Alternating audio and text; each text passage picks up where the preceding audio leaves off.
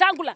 Mbona wewe badala ukuje wa address wafanyikazi na wakulima wa Nzoia wenyewe unaenda kanisani? Wacha kupaka makanisa matope na ujanja na ufisadi wako. As you are a one-time person.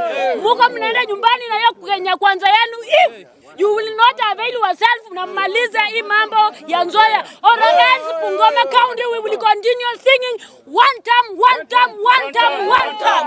So hata tumefuatilia, tumeona si rai ni hao wanasiasa wetu wakiungana na President Ruto. Yes. Kwa sababu kama kampuni mumeweka kwa private investor. Mbona tena unakuja ati mwezi wa 6 unaweka kwa budget?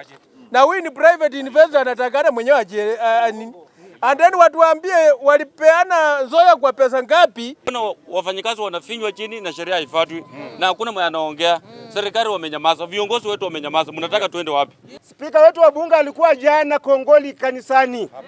Badala kukuja kwa kampuni kutuambia kuwa anaenda kutupea pesa, anaenda kutangazia kanisani kuwa rais yetu ametenga bilioni 2 watatupea mwezi wa 6 na sisi tunadai bilioni 10.8.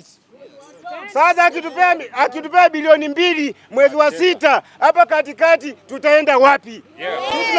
Tunaomba spika, tunamheshimu spika, rudi huko vile ulisema umepigia siasa mbadi, pesa zetu watuletee zote.